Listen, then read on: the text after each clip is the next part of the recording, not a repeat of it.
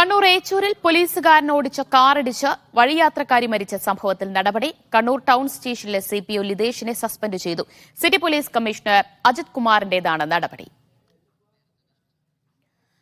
സുനിൽ ഐസക് വിവരങ്ങൾ നൽകും. സുനിൽ, പോലീസ് ഓഫീസർക്ക് വീഴ്ചയുണ്ടായെന്ന കണ്ടെത്തലിനെ തുടർന്നാണോ നടപടി?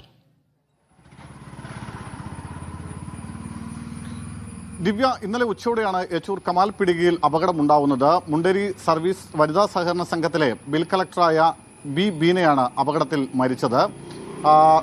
റോഡിന്റെ ഇടതുവശത്തുകൂടി നടന്നു പോകുകയായിരുന്ന ബീനയെ പിന്നിൽ നിന്ന് അമിത വേഗതയിലെത്തിയ കാർ ഇടിച്ചു തെറിപ്പിക്കുകയായിരുന്നു. ഇടിയുടെ ആഘാതത്തിൽ റോഡിലേക്ക് തെറിച്ചു വീണ ബീന തൽക്ഷണം മരിക്കുകയും ചെയ്തു.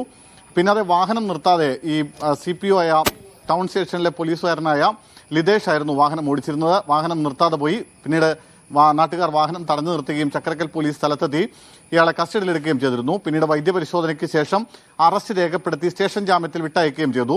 പക്ഷേ അതിന്റെ CCTV ദൃശ്യങ്ങൾ പുറത്തു വന്നിരുന്നു. അമിത വേഗതയാണ് അപകട കാരണമെന്ന് കണ്ടെത്തുകയും ചെയ്തിരുന്നു. ഇതിന്റെ പശ്ചാത്തലത്തിലാണ് ഈ നടപടി ഉണ്ടായിരിക്കുന്നത്. ഇയാളെ സർവീസിൽ നിന്ന് സസ്പെൻഡ് ചെയ്തിരിക്കുന്നു. സിറ്റി പോലീസ് കമ്മീഷണർ അജിത് കുമാറിന്റേതാണ് ഈ അടിയന്തരമായ നടപടി വന്നിരിക്കുന്നത്. എന്തായാലും ഈ അപകടത്തിൽ CPOയുടെ ഭാഗത്ത് നിന്ന് വലിയ തോതിലുള്ള പിഴവ് സംഭവിച്ചിരിക്കുന്നു, അല്ലെങ്കിൽ ഒരു ജാഗ്രത കുറവുണ്ടായിരിക്കുന്നു എന്ന് തന്നെയാണ് ഇപ്പോൾ പോലീസിന്റെ ഒരു പ്രാഥമിക അന്വേഷണത്തിൽ കണ്ടെത്തിയിരിക്കുന്നത്.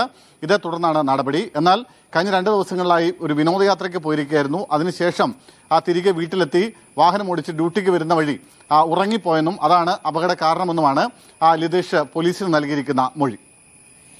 കണ്ണൂർ ടൌൺ സ്റ്റേഷനിലെ CPO ലിതേഷിനെയാണ് സസ്പെൻഡ് ചെയ്തിരിക്കുന്നത്. ലിതേഷ് ഓടിച്ച കാറിടിച്ചു വഴിയാത്രക്കാരി മരിച്ച സംഭവത്തിലാണ് ഇപ്പോൾ നടപടി വന്നിരിക്കുന്നത്. സുനിൽ ഐസക്കാണ് വിവരങ്ങൾ നൽകിയത്.